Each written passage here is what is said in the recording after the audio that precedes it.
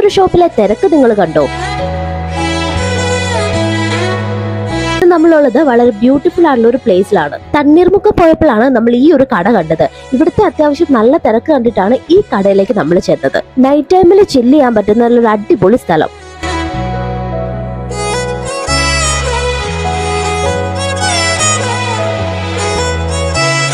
ഇവരെല്ലാം വെയിറ്റ് ചെയ്യുന്നത് ഇവരുടെ ഫുഡ് കഴിക്കാനായിട്ടാണ്. ആൻഡ് ഫൈനലി നമ്മൾ ഓർഡർ ചെയ്ത ഐറ്റംസ് കുറച്ച് താമസിച്ചിട്ടാണെങ്കിലും നമുക്ക് കിട്ടി. ഇവരുടെ പിടി കോഴി കോംബോയും ബ്രെഡ് ആൻഡ് സ്റ്റൂ കോംബോയും ആണ് നമ്മൾ മേടിച്ചത്.